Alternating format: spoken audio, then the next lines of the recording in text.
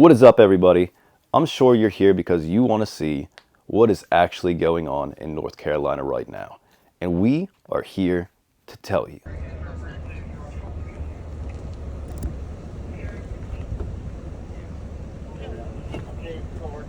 I'm Brandon from 3H Survival, and this is Day two. Day 2. Who are you? I'm Phil. He's Phil. Good old brother Philip. Brethren. And we're going to go over the things that we have seen on day number 2. So, what was our mission for day 2, Philip? You killing me. So we had to scope out an airfield that disinformation was coming out of. They thought FEMA was blocking the airfield, wasn't letting supplies go, or they were taking it, this and that.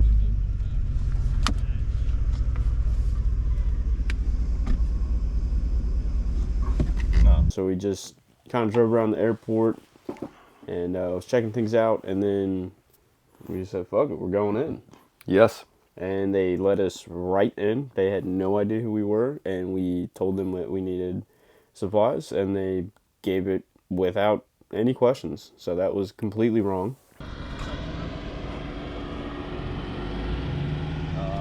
I have a helicopter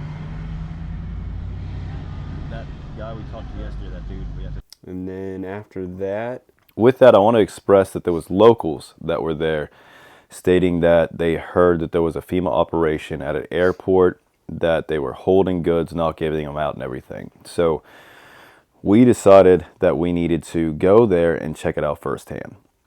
Whenever we went there, I dropped you off at a different location. You were Overwatch looking at a high ground to the air base, and when I was down in the truck driving around, I saw people just driving in. So we were talking back and forth on comms, and it was weird. I was like, this does not look like a FEMA organization. There wasn't people in uniforms and everything. So we made the call to just drive in. So we got up to the gate. They were like, how can I help you? And I was like, I'm here to pick up supplies for people in need. Realistically, I went there not preparing to be able to just go in. So when they were like, what do you need? I was like, what do I need? I think we just said first responder kids Yeah, first responder kits. and medical. Medical. So we went through, and they did have a little bit of security. It was super light. And by security, I mean... There was one dude with a tap system with mags, and that was it. Yeah.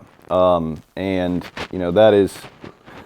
There is some talk of people looting. Realistically, that they're coming in at night and taking goods that are left outside. Yeah. This church is unmanned with so much stuff. Well, yeah, realistically, everyone's there to help. But you could have been like, hey, we really need a generator. I think it's the problem of people are seeing, and not even locals, but I would say maybe people out there that are possibly helping. And this is all just speculation. None of this has any backing. This is just possibly my thoughts on what's going on. Maybe there are some people out there that are trying to get generators and are going there and taking them from the people that need. Then I could understand a security kind of situation. I have heard and seen videos of locals with long guns. You know, we carried our gun belts pretty much everywhere, because not only for protection, but we had med kits on us, you know, able to carry water, all the things that we needed in a simple kind of setup. So if I don't want to carry my backpack, I have that with me.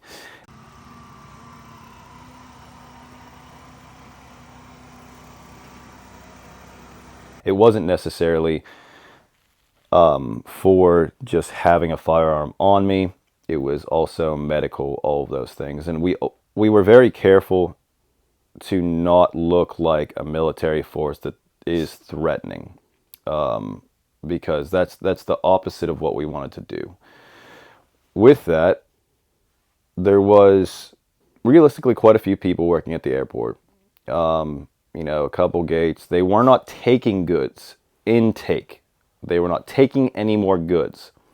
That's probably where the miscommunication happened. Whenever they said that they are not taking any more goods, someone heard taking goods, and then for some reason FEMA got thrown into the mix, and then they were like, FEMA has the airport, they're taking goods and keeping them and not giving them. I think a big problem too is that, even with us with like phone connection, Yes. it was very spotty. So these people only had limited information, and when they do see something like that, they're gonna freak out even more. Yes. And I will say that Elon Musk has gone above and beyond in this situation. We have seen Tesla solar generators at churches. We have seen Starlinks literally everywhere. Yeah, there's many times where we're just chilling at church and no service, and you just look on and multiple Starlinks will come up. Yeah, and at that period of time, I've lost my phone Too many times. too many times on this trip. It was ridiculous. It got tiring for me to say I lost my phone again. So every time that I realistically wanted to be on my phone, which wasn't too much because obviously we were there for a different reason, there was Starlinks available to get on the internet. So that is a great thing. And also, I do want to point out that Radio Made Easy had the comm system. That's who I got the comms from. That's who Grindstone got all the comms from, and they worked great out there.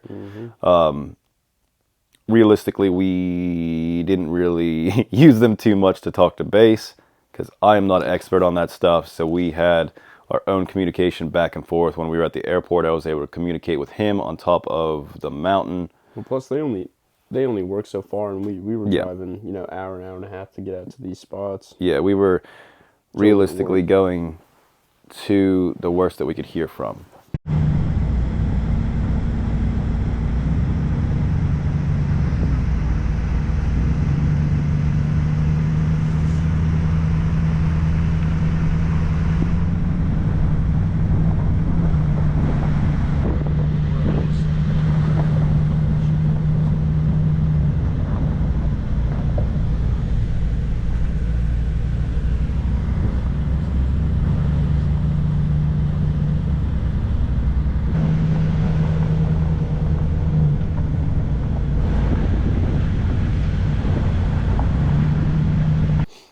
So airport, completely debunked. FEMA's not there. FEMA's not stealing goods from people. Is FEMA doing something sketchy? That's the next point. That is the next point. We did run into FEMA. The glasses from my house, but So, search and rescue. Yeah, what's up with all the rumors with feds and where else? It's economic. I guess civilians with weapons are like saying fuck because once we got the supplies from the airport, we were kind of like, well, what do we do now? Yeah. And then we're like, all right, let's do some research. And we were driving to one town, and that's when we met up with Army guys, because that's when we were going to drop off supplies. Met up with them. I walked right up to him, started talking. Because you were prior yeah, Army, so you had all the... lingo to make them comfortable to talk about, and they gave me some notes about some towns that needed some help. And while we were sitting there, yeah. It said urge leave target.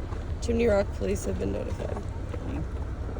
So this is the trenches over here. So next stop is Nancy County. Yeah. Because I think what we need to do is roll up, show them that we have shit, and explain that we are not them. And we are here to fuck. what happened? So we were sitting there talking with them, getting the intel on places that absolutely need help, that they were, what is that called? Well, the Army wasn't able to get into most places because more disinformation came out about the militia and people, seeing uniforms, they were going to shoot them down and everything. So there was nothing they could have done. They just gave me the coordinates to where to go. Yes. So when we were sitting there, we see trailers and also lights. Yeah, we saw the 2 SUVs first. Two SUVs with lights, and then trailers from, Missouri Task Force 1, FEMA. and it started to draw our attention. So we get the cameras rolling, and minivans are pulling up, 20 of them. 20 of them, nonstop, just boom, boom, all the same, different colors, which is weird. Different plates. Different plates. There were some from Texas, Pennsylvania, New York, Missouri. everywhere. And they had dog cages in the back. Not all of them, but I would say about half of them. And we were kind of looking like, what is going on? You could tell that the Army was kind of on edge. Now, it got to a different mood quick because we see armed people in full uniform with rifles, kits, gun belt. We didn't see extra rifle mags though. So the weird part is it wasn't like normal service weapons. It wasn't like ARs, anything like that. It was like specialty Chris Vectors.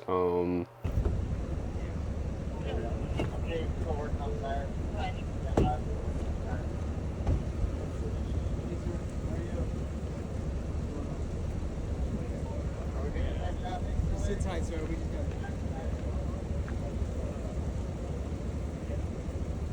I saw one dude with that stock that you slide a pistol in.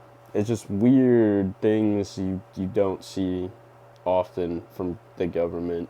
Yeah, and they were hanging off the side of the SUV. They were escorting the FEMA. Yes. The Army got a little spooked. They were kind of on edge. Yep.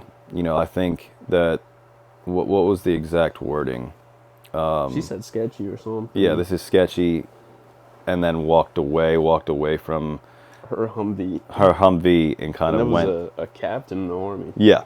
So, obviously, that's weird.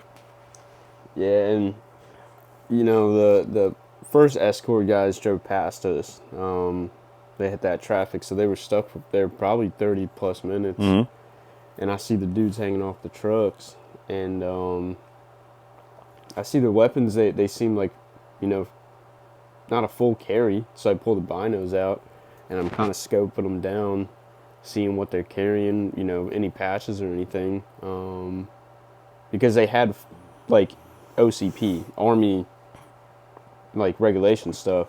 So I'm thinking, oh, it might be active duty or something. But once that lady said that that's not them, I was like, okay, that's weird. And the Army did not have any firearms. No, nothing. They were not able to protect themselves on National U.S. Guard soil. or Yep. active. And then we see rifles, and we're like, what's going on? yeah, fully kitted up. I mean, helmets and everything.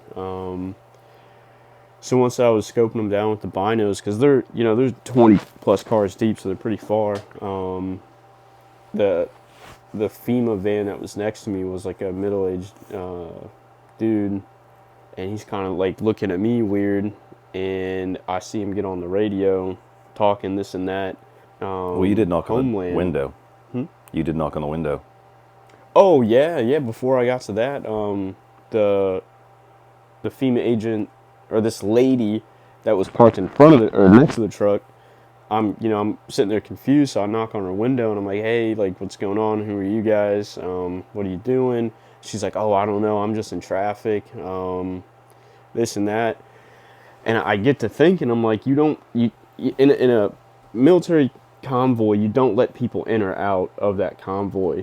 And on those roads, you can't just slide in. No, it was tight. She's like, I don't know, I'm just in traffic, this and that, making some shit up. And I'm like, okay.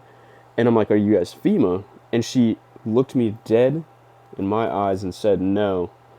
And I'm like, okay. I look in her passenger seat, and I see the FEMA jacket, right? It literally says FEMA on the patch. And then I'm like, all right, you're weird. And, I walk away, and that's when I start scoping. Because when she said that, I'm like, then what's going on? That's why I scoped the dudes down. And I'm looking at all the other vans, and I'm seeing the identical patch that she had in her van. Everyone.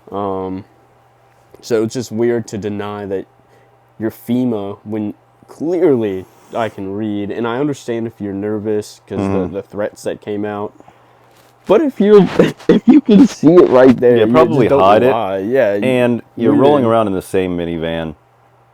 Come on now. in an escort. So once I scoped the dudes down, the other guy he got on the radios acting shady, and then another SUV pulled up with, I'm assuming, team lead or whoever, and he came right up to me.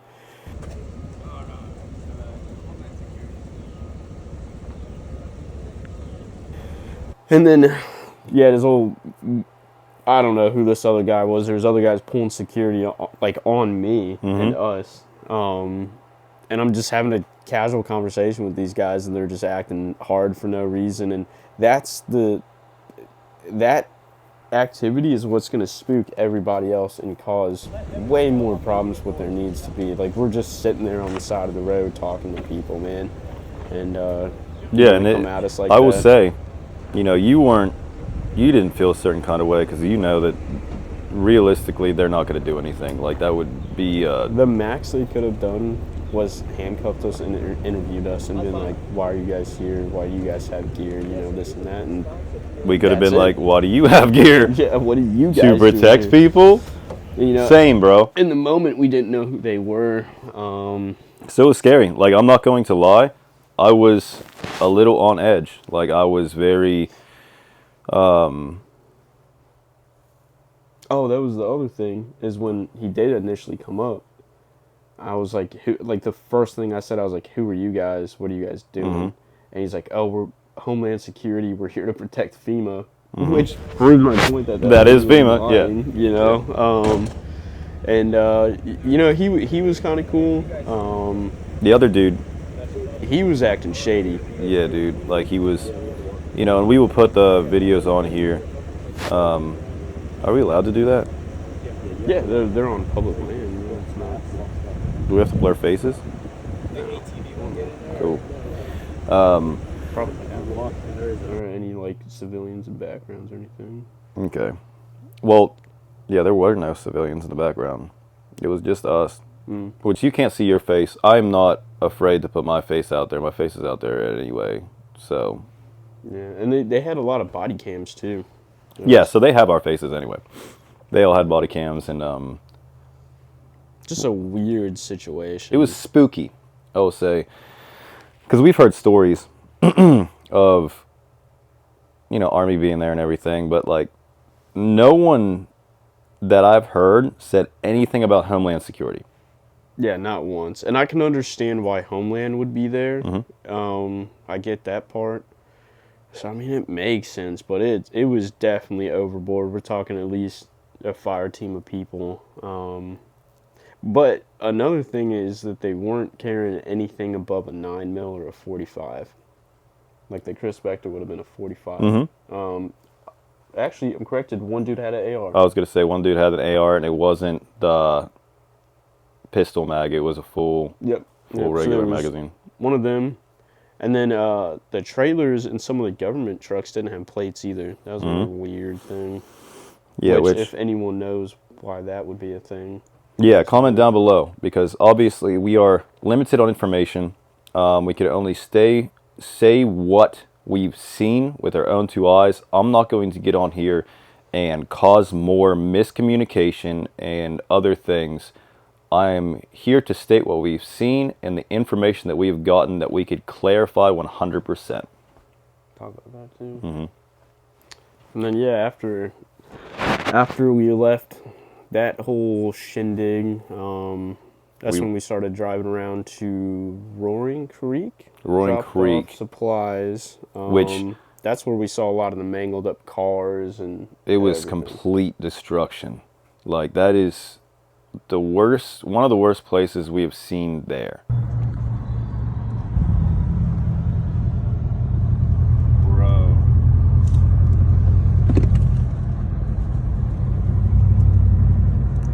Wild.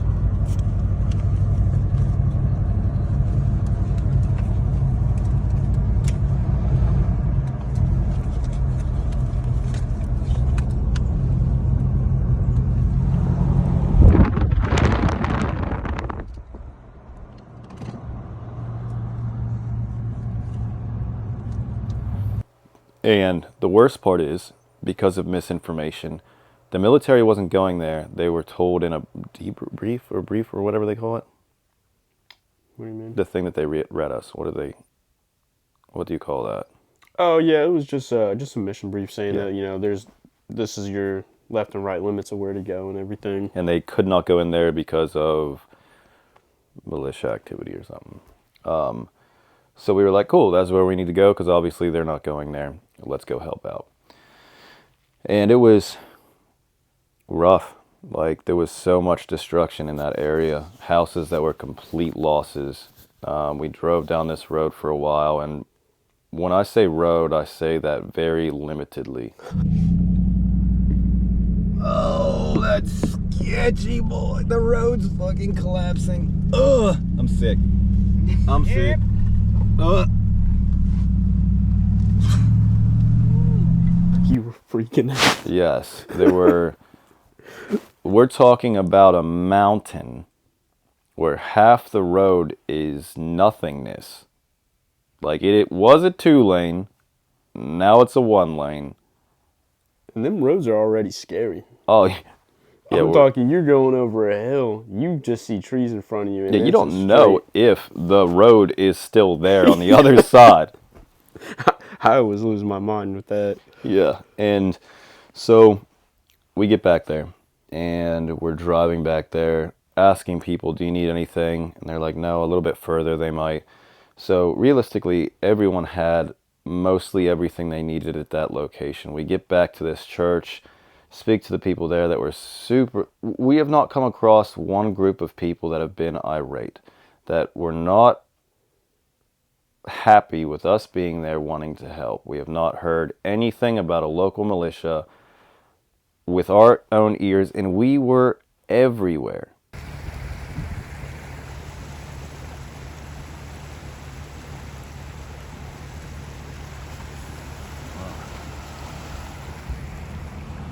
Almost everywhere. We weren't literally everywhere, but we did a lot of driving when we were there. We went clear. We hit up all the uncommon spots, you know, the Asheville. Everyone's, centered on like certain areas. We were trying to get the far reach places that people forget about. Yeah,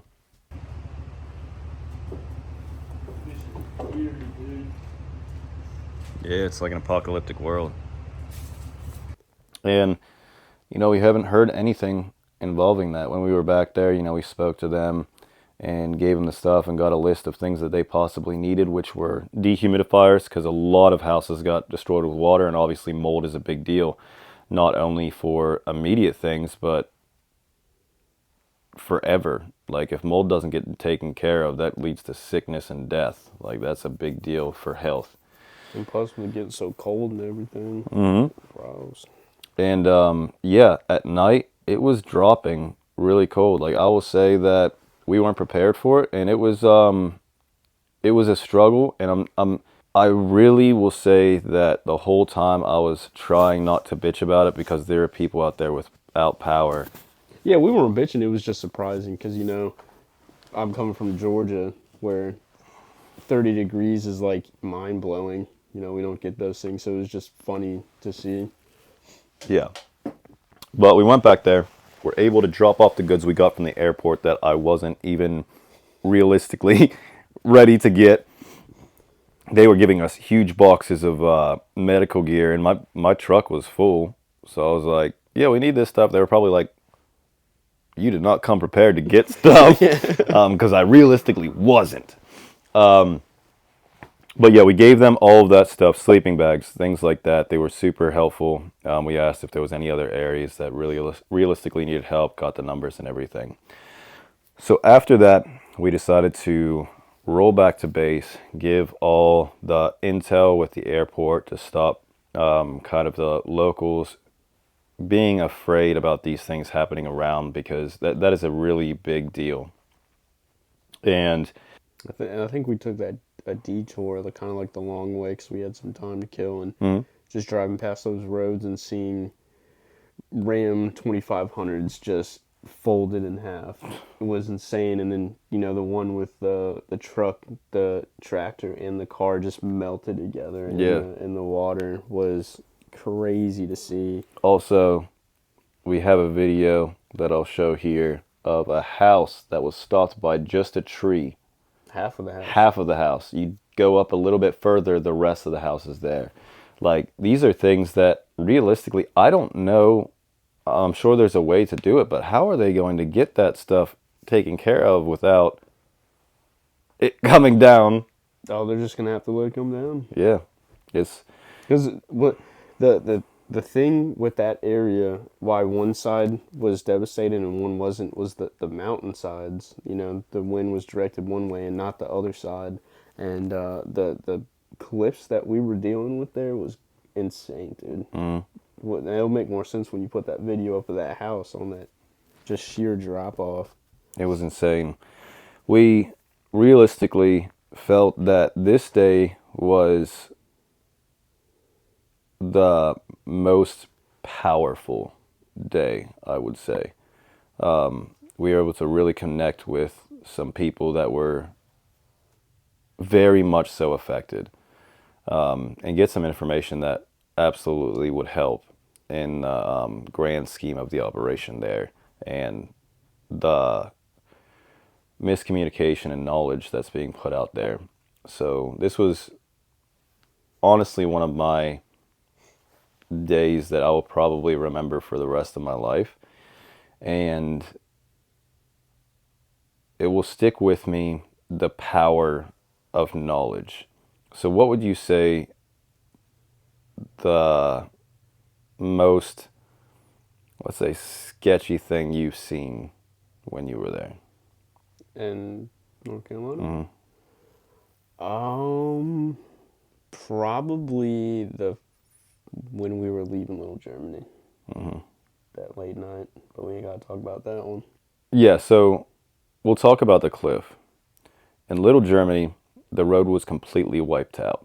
So there is a pathway that's about a foot, and you were carrying goods like those buckets. There was a couple times to where you thought that I was going to go over. Yeah, because it's like a 40 to 50 drop off. I mean, there is nothing there. And then on the other side is a rock face going, you can't even climb it. It was crazy. And we go back there with goods and supplies. And, like, if you fall, it's game over. There ain't no coming back. No. And you have to carry these things to these people because they are completely off. Yeah, they're landlocked. You'd have to drive like 6 hours around Yeah. and come back the other way. So this is the only route. And going back there was fine. You know, carrying the goods was a little bit sketchy, but we got back there, did what we needed to do, got everything. I think one of the people was set up with comms out there, so we're able to communicate, see what they need, which is great. On the way back, it got dark and cold. Two things I realistically don't want to deal with when I'm on a cliff of death. And then we had to stop, and the group had to pass us. Because they were bringing things in, and I'm like, oh, it was a female, a little bit older, and I was like, oh, I'll help you. And I get this trash bag, and it was like, boom. I was like, this is way heavier than I thought. That So was crazy. I don't know what was in that thing, and It I was- won't speculate with what it could have been. Middle of the night too, dude. Who's moving that on that cliffside that heavy? They with no light. No light no at light. all. It was sketchy. I want to talk about sketchy things. That was sketchy. Yeah, then we got back to the truck. I got weird for a minute. Then we got back to the truck, saw a bunch of lights, and this was realistically about 9 o'clock at night at this point. There was a big truck with some sort of equipment. Trucks and people walking around. People walk around, flashlights. Looked like a clip from E.T. Yeah, it would look like it would be DOT, you know, coming to help roads, but not at 10 o'clock at night Yeah, it was different. with blacked out equipment. It is weird. It was. I went up there with binos. Realistically, couldn't see because the lights were so bright. But, you know, we won't speculate on what that was. There was word that it was equipment to break up that huge boulder that was in there, which realistically does make sense because that huge one that washed up in the middle of the lake, they need to break that down. So that it's absolutely possible. I'm sure that's what it is. But it was just weird that they were doing it in the middle of the night, which I understand. It's something that needs done. People are working all the time for that stuff. But This is a safety hazard. yeah, I've never seen that. No, it is definitely a safety hazard. But realistically, it was a great day. I would say that the sketchiest thing that I've seen in North Carolina is the power of misinformation. So you say one thing to one person, that person says it to 10 people. Overnight, it becomes the people against not only the Army, which are not connected with FEMA, obviously, they were afraid of them. They were there to recon stuff to be able to help. They have heavy equipment to be able to go out there and actually do stuff. But the people... They literally have an army to help, you know? An army! And that's the only reason active duty went out, was to recon, to see what equipment they need to bring down. That was it. Yeah, and then no one wants help from them because they're in uniform because of all this stuff they're hearing. So, a lot of people aren't getting help that is there because of that. They're afraid, which I completely understand. It's a disastrous situation. They don't want to get screwed over. But information is not helping. With that being said, I want to clarify the fact that it really stuck with me. This is what the government does all the time. Misinformation that you see on social media, misinformation that you see on the TV, it is keeping the society completely disconnected and apart. So just the same way that those people there are completely against the people that are wanting to help. So not only Army, but the sheriff department that came in from the other side of North Carolina to help. They were pushed away. They had goods that they couldn't even get to people because they don't want to work with police. They don't want to work with any of that stuff. And these are just regular people doing what they think is right to help people. And it's crazy to me that we live in a world that we are so prone to believe the first thing. Yeah. And not making your own, not getting out there and making your own judgment. Without any proof, just going by word of mouth. When, let's be serious, we live in a world with misinformation, with AI. You can't even believe pictures anymore. That's why I try to do videos of everything, because AI doesn't have that down yet. You know, look at hands. You'll see an extra finger on the side or something will be tweaky. So realistically, I try to do as many videos as I can to prove that this stuff is real. I don't like to state anything that I have not seen with my own eyes or actually been able to get a video of to prove what I'm saying. The last thing that I want to do is feed into this separation of the American people. If my biggest want for America is to come together. And seeing that in North Carolina, all the people coming to help from literally everywhere is such a beautiful thing. It's literally stopping their jobs. Yeah. And gaining nothing from it. Yeah. That was pretty dope. It's pretty cool to see. It's amazing. So I want everyone that's watching this to reflect on saying information that you did not get from a reliable source or did not see an actual video. And by video, I mean context on what you're seeing, not just a clip of people with guns in North Carolina. We had guns in North Carolina. We are not a militia. Okay? So, with all that being said, that was day 2. Thank you guys so much for watching. Do you want to add anything to the video before we head off for the day? No, yeah, I think you nailed it. And as always, stop bitching and complaining and start prepping and training. And I'll see you guys in the next one.